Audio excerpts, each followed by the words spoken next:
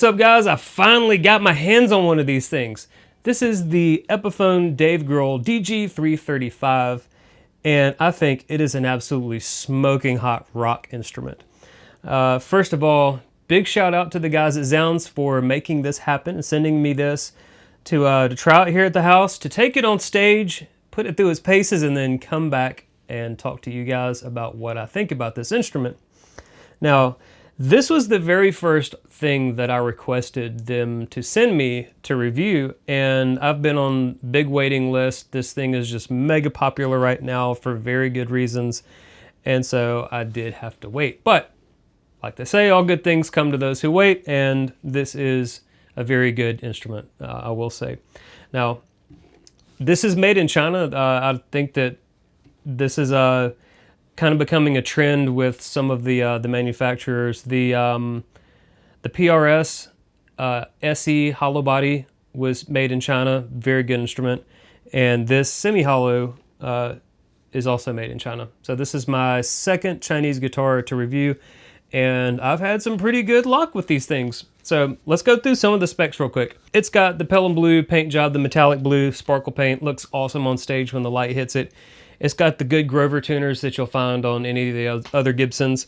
It's got Burstbucker 2, Burstbucker 3. It's got a Switchcraft jack, and I believe a Switchcraft, or a Switchcraft switch and Switchcraft jack.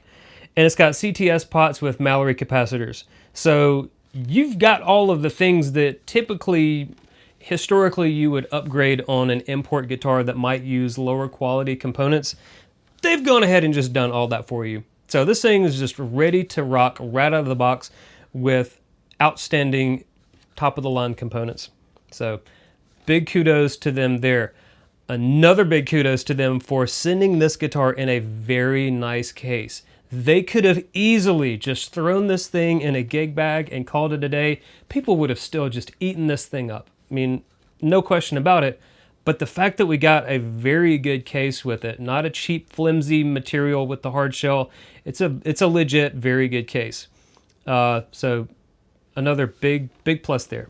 The setup out of the box was okay, but not perfect. It was good, but I did have to make a couple of slight tweaks here and there. The intonation was mostly on point, and the action was a tad high for my preferences. It was a safe height, but I prefer, you know, obviously a little bit lower, so I dropped the action down a little bit with this bridge and tweaked the intonation on a couple of strings, and after that, man, I was ready to go. And I took this guitar, I took the Lizzie Hale Explorer. Took these two guitars to my luthier's shop and let him check these out, and he loved both of them. So yeah, good marks all around. And for the $1,300 price point that this thing is coming in at, I think that this is just a really solid purchase if you want a no-nonsense, really cool-looking rock instrument. The pickups in this guitar have a really powerful, punchy, snarly upper mid-range that cuts really great on stage. It doesn't have the biggest low end, but when you're playing loud rock music on stage, that really powerful cutting upper mid-range, it just punches right through the mix and sounds awesome. And I gigged with this and the Mesa at the show that I played this guitar at, and it sounded amazing. And I mainly stuck to the crunch channel. I used this on our first set, and I stuck mainly to the crunch channel with a decent amount of gain, and then used the Golden Boy to boost it for a higher gain rock sound without getting too heavy. And my original fear of this guitar was that it wouldn't handle really high gain all that well. And to a degree, on stage, that is the case. If you're a metal player, you're probably not looking at this to begin with, but it handles a surprisingly high amount of gain and still maintains its composure without feeding back too easily. And I think part of that is because, unlike the PRS, which was much more eager to feed back on stage, this thing is a big solid block of wood all the way from front to back through the center of the guitar. So all the way from the neck down to the tailpiece, everything is all solid. And from here, in this area here and right here, that's all hollow and open. So that's where you get some of that open and kind of like the airiness to it that you typically will find from a hollow and semi-hollow guitar. You get that element of it, but also you get the solid foundation of these pickups being mounted straight into the wood and just a little less prone to feeding back. So I didn't have any problems with feedback on stage, and that was a kind of the one thing. Going from the house to the stage, that would have been the biggest kind of shift in terms of me really liking this to me saying, oh, well, this doesn't work for me on stage. So not feeding back on stage was a great plus in my book, because that essentially made it a viable instrument for our stuff on stage. So again, probably not the best guitar for metal. If you're running this thing through like a 5150 or something like that, might get a little out of control, but I'm willing to bet that most of you guys watching this video are probably more in the rock, heavy blues, hard rock camp, more so than the metal. So all that to say that I really enjoyed this thing on stage. I'm kind of doing things a little bit backwards today. The post-gig report's coming in early today. So again, great sound on stage. As far as the comfort goes, that's where me and this guitar do kind of disagree. I don't really think it's that comfortable of an instrument to play on stage. It's just, there's a lot going on kind of everywhere, and I don't really like that. I don't really know how else to put it. It's a big instrument. It's not like arm out here, but there's just a lot of like stuff, and I really don't know how to verbalize what I don't like about the big size, because it's not uncomfortable, but on stage I never really felt good playing it, if that makes any sense. There's just a lot of instrument going on here, and for me, it just wasn't the most comfortable thing to play on stage.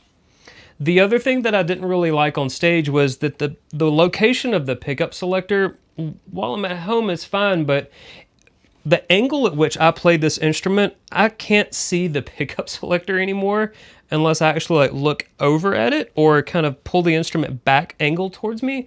So if I'm sitting there playing and I need to switch pickups real fast, it's kind of out of the way of my eyesight, and I fumbled around a couple of times, missed a couple of pickup changes here and there. It wasn't anything major or showstopper or anything like that, but if you're not used to where it is, it's in an awkward place for me personally. And I think the one thing that I would probably do if I owned this was I would probably loosen this up and adjust the angle of it so that instead of more up and down like this, it's more like going from side to side like this. Because if I'm picking and like hitting the strings like this, being able to just like come up with the pinky finger or down with the pinky finger, it's a much more natural motion for me personally in my playing, because that's kind of how I have the rest of my guitar set up. So that's just what I'm used to. So yeah, pickup selector position really isn't in the best place for me personally. But again, I believe that if you play this long term, you'll probably get used to it. So okay, well, now that's out of the way, let's get to playing some. I've got the little baby Mark V here, and you kind of got a good taste of what this thing sounds like in the introduction, but I'll go through a little bit more, and I will hit this crunch channel with the Golden Boy, and I've got it on the channel 2, I've got on Mark IV mode, and based on some feedback I got on the review video that I did of this, I have dialed the bass back a little bit. I don't think it made too much of a difference, but I've pulled the bass back a little bit, still have the gain fairly low. This amp does have a ton of gain on Mark IV mode, and yeah, we'll just kind of play around with this and see what it does. So, all right, this is the crunch mode.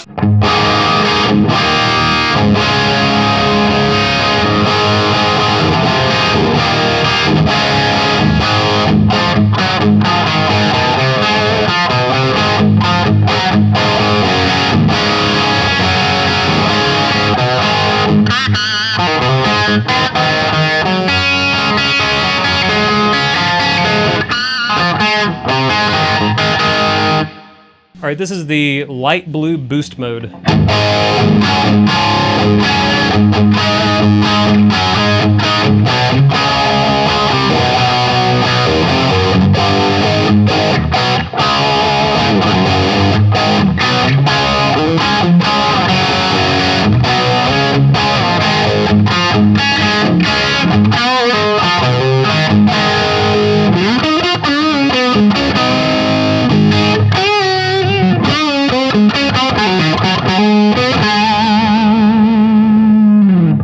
So as you can hear, there's a lot of flexibility in that type of sound, starting with the bass, kind of that crunchy hard rock sound, and then being able to boost it for a little bit more punch and tightness in the sound, and a little bit more aggression and more saturation.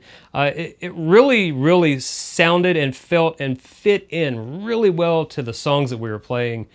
And again, overall just a great experience, a great sound on stage. So yeah, let's kick over to the Mark IV mode and see what this thing does on that setting.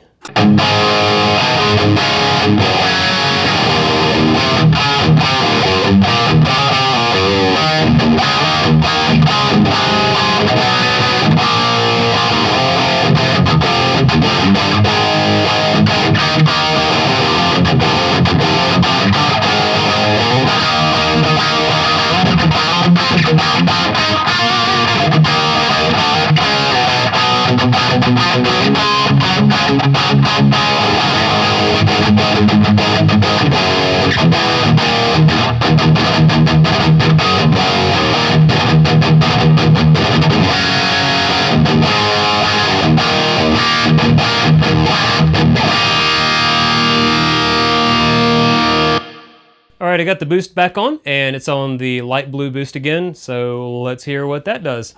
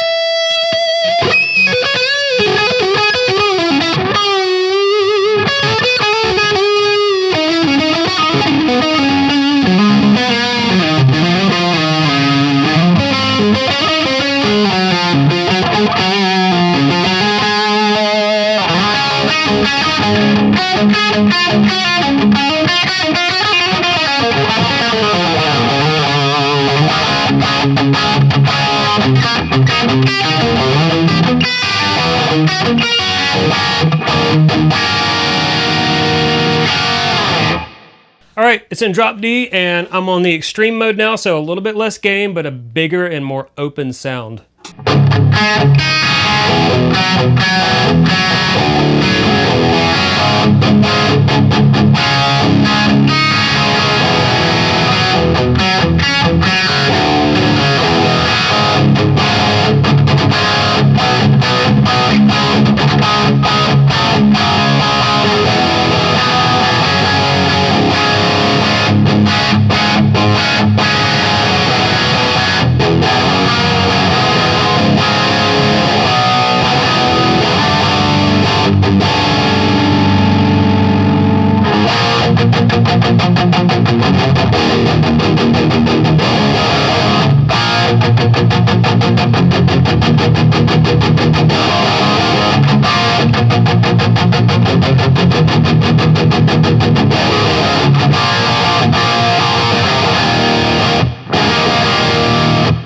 Alright, there's my copyright strike for this video.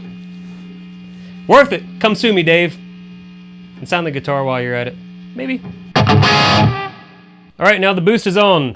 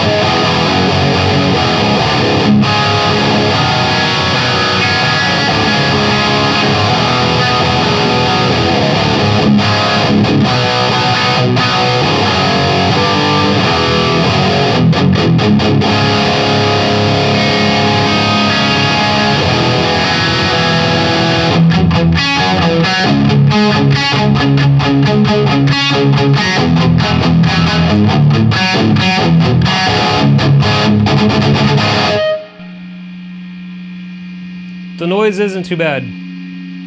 Starting to feedback. There we go. Okay. So as you can tell, like, once you really get that gain going, things can start to get a little bit iffy with the feedback. All right, now it's back on the Mark IV mode. I've got the gain, yeah, it's right around 9 o'clock here, so very high for this amp in my opinion. The boost is off, and so it's going to be a little bit tighter, a little bit less low end, but much higher gain, much more aggressive.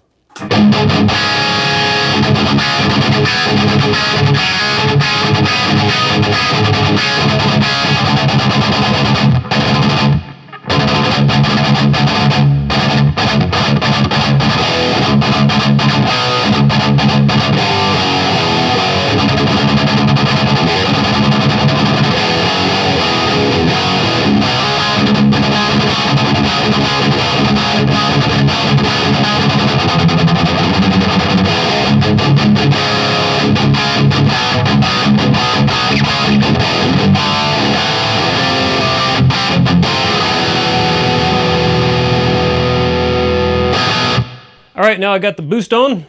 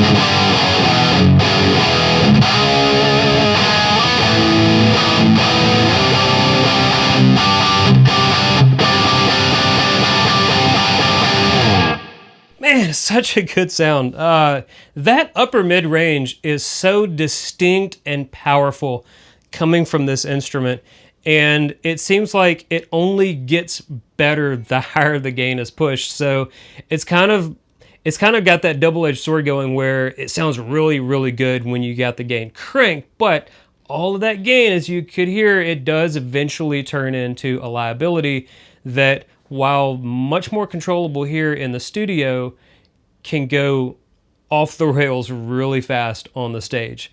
So especially if you've got a really loud monitor in front of you, it's gonna be a bad time. So unless you've got a noise gate that's really clamping down on the noise, I would recommend maybe not using that much gain with this guitar if you do end up getting this guitar. So again, let's wrap this up. Again, a big shout out to my guys at Zzounds for making this happen and sending me this to try out and to get to spend some time with.